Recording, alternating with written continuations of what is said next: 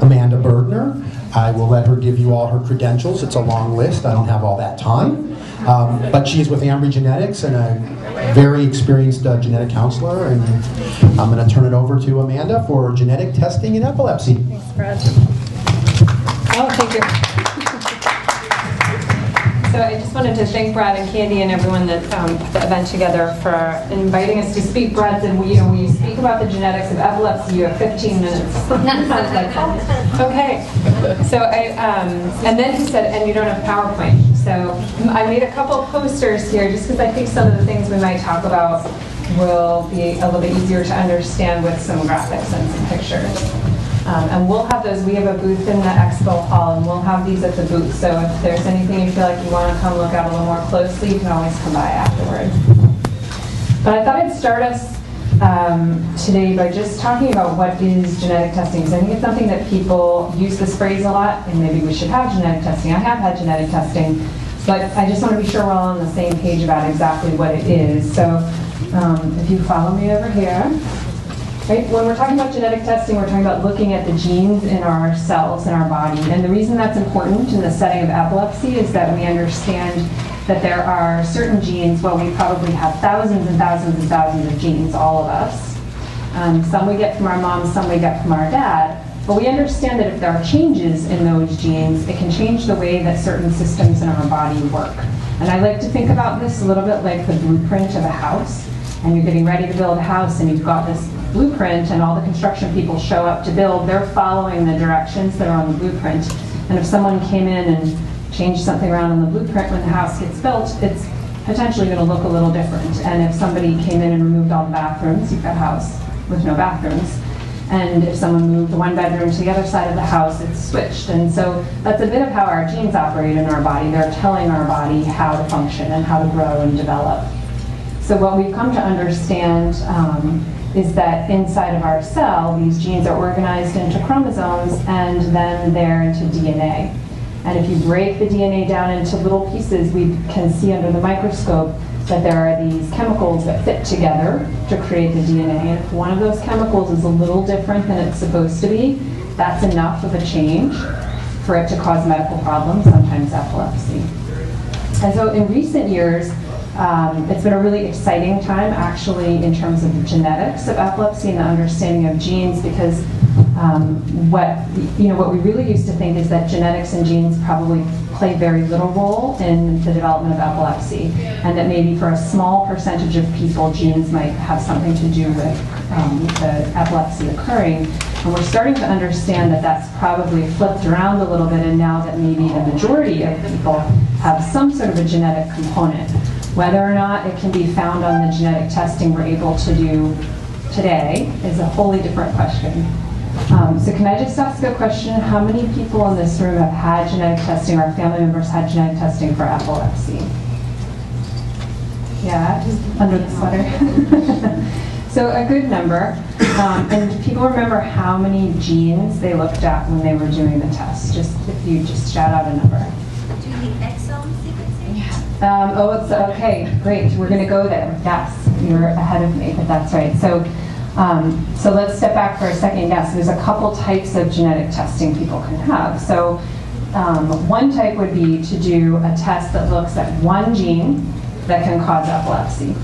Another test is to look at maybe 10 or 15, 20, 25 genes that are all known to cause epilepsy.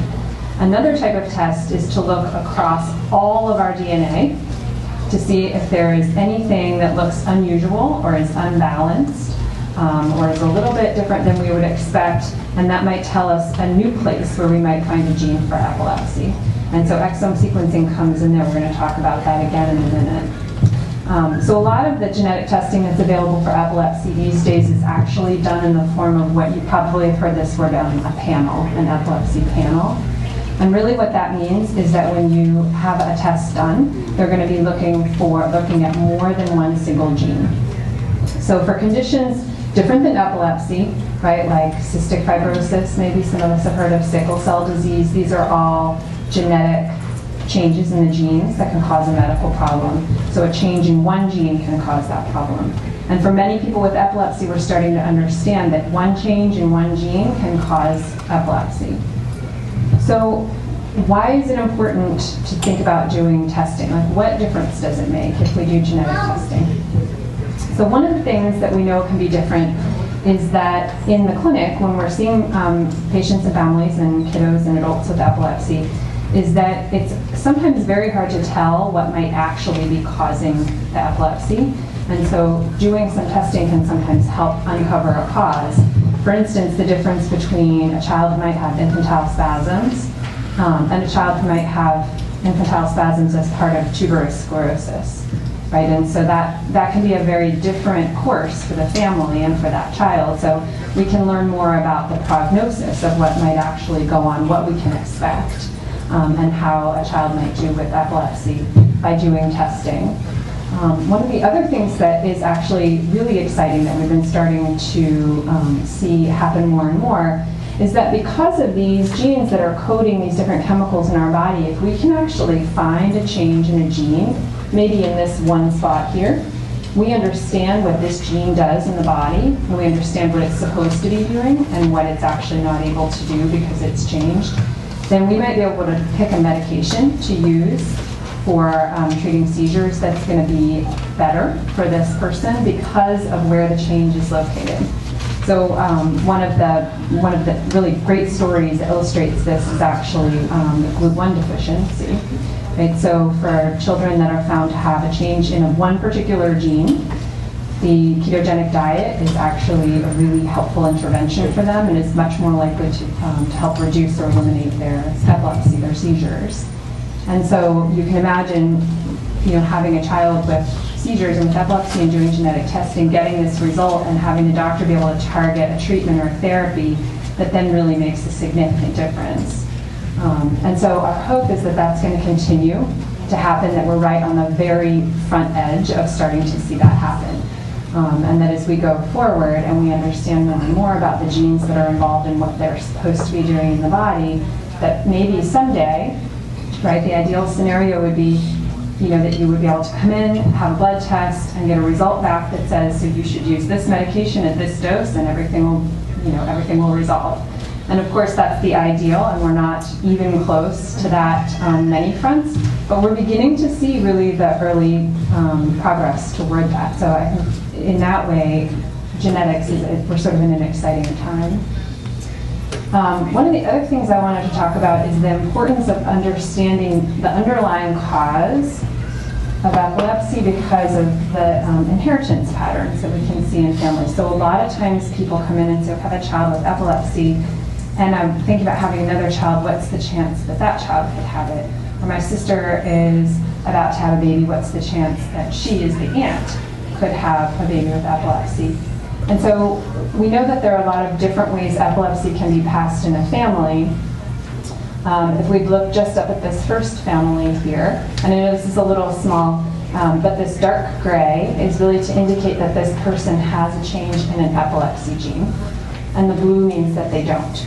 And the reason somebody is divided in half in this picture is because we're talking about one gene, but remember we get a copy of it from our mom and a copy of it from our dads. We actually have 2 copies. So in this family, dad has epilepsy and carries a gene and has passed it on to 2 of his 4 children. So this is what's called a dominant type of epilepsy. So some epilepsies are like this, and they're passed on this way in a family. And you can understand, right, why if you get a diagnosis in a child of a dominant epilepsy, then that helps us understand that one of the parents carries a gene. So if you're going to have more kids, we would understand more accurately what the chance is that gene could be passed to another child. There are some epilepsies where, in fact, if you have 1 copy of the epilepsy gene, you don't actually have epilepsy. It's only if both parents have a copy and pass both copies on to the child that the child can develop epilepsy. So some conditions, the Batten disease group is here, and Batten disease is a recessive condition that can cause epilepsy. And so understanding that that's the inheritance would be important in a family in terms, again, of providing the risk of whether this could happen again. But actually what we're seeing in the majority of childhood epilepsies is that, this word here says de novo, is that most are de novo, and that's just a fancy way of saying it's brand new. So it didn't come from a parent, it didn't come from both parents. It's actually brand new, and the only person in the family who's got that change in the gene is the person who's affected. And so that's actually what we're seeing. A lot of the epilepsy genes operate like this. And an important take-home message is that even if no one else in your family has epilepsy, genetic testing can still be helpful for this person here, right? Because we still might be able to find a change in a gene that could give information. So this is, that's one of the other benefits of thinking about doing testing. So again, sort of back to your comment earlier about exome sequencing, then the next question is, well, okay, so maybe epilepsy genetic testing would be appropriate for me, but what type of test would be appropriate? And so really what is kind of out there now on, that clinicians are choosing from are, again, these ideas of choosing one gene. If you think, okay, I really think this is Dravet syndrome, there's one gene that's really common in Dravet syndrome, so we're going to test just for that gene. We call that single gene testing. Then there are a lot of different panels. At Ambry, we have some panels that are smaller, that are targeted a little bit more toward like febrile seizures, neonatal seizures, infantile spasms, so the genes that are most likely to cause those types of epilepsy. And then a lot of places will offer very large panels to test a lot of the genes all at one time. And that can sometimes be helpful for your family if you don't have an epilepsy that fits into one of those other categories. So if you do, oh yes. Sorry, with the de novo, if the one person that's affected, so that's the first person in the family history that you would know of, if there are siblings, but they're not affected, is there the possibility, though, that they are that they would have the gene, that they would be able to pass it on to their offspring? So that's a good question. In case people didn't hear, the question is if it's de novo, the child that's affected, if there are siblings who don't have epilepsy, could they also have this gene and be able to pass it on to their children? And in a de novo situation, the answer to that is no. It's a brand new change just for this person. Now they can pass it on. But these other people, because it didn't come from mom and it didn't come from dad, the other siblings don't have it either. And so their children wouldn't be at a higher risk of having it. Yeah. So if we, a lot of people have had epilepsy testing, maybe small panels, maybe larger panels, and it comes back negative. So what do we do in those situations? Probably right now, maybe about 20% of people that have epilepsy testing by a panel would get a result back that actually would change something for them. And one of the things that has unfolded in the last 2 or 3 years in genetics is a new type of test called an exome sequence. And really what that means is that we're taking a look again at the DNA and not just one gene and not just the 50 or 100 epilepsy genes that have been discovered, but across all 20,000 genes, we're looking for anything that looks different. This is sort of a very big, comprehensive test. The thing about it is it can find a lot of other things in addition to epilepsy, so that's a really important conversation to have with your clinician if they're thinking about ordering that test for you or if you all are having that discussion. And one of the really exciting things, and I'm really glad because Brandon's here in the audience, but for families that go on to have exome sequencing, there are, even though it's a big, broad, comprehensive test, there's still a lot of people that get a negative result from that test. So then the question is, well, what do I do next? Is there anything more that I can do? And actually, I'm really excited to be able to talk just for a brief minute about the Epilepsy Genetics Initiative, which is a project, a program that's been launched by Cure. And what they're doing is collecting exome data that's negative, so no answer has been found yet for people that have had exome sequencing and they have epilepsy. And all of this data is going into one database. So it's a way to pull together a lot of information into one place, which makes everybody's individual information a lot more powerful because it's all collected. And then people who specialize in epilepsy are going through this database on a regular basis, and they're looking for different patterns between everybody's information. And so the hope is that this might lead to the discovery of new genes that we didn't realize caused epilepsy, which could eventually be the foundation for new treatments. So that's a very exciting program I just wanted to draw your attention to. Yeah. What do you think of doing genetic testing for like predictive, like I have epilepsy, my son is 10, a couple of years before I started having seizures. I mean, do you see some benefits in doing like, kind of like, I want to say not preventive, but predictive epilepsy genetic testing? So before there are symptoms? Yeah. So the question is there a benefit to doing predictive, or what we often call in the genetics world, pre-symptomatic testing, so before there are symptoms, to do testing for someone?